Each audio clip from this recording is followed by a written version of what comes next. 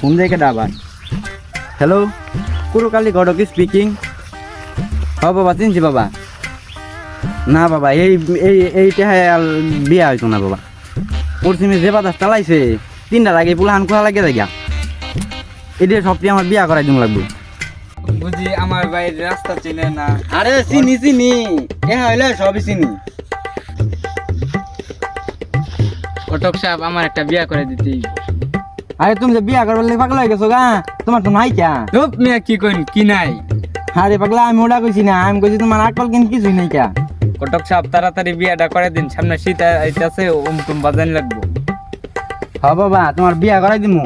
তুমি টাকা পয়সা জোগাড় করো, নালে সামনে শীত আছে, তোমার পাখি তো এমনি ফুটা লাগি যাবো গা। ঘটক সাহেব বিয়া করার নাকি আমিও খারাপ, আমার পাখিও খারাপ।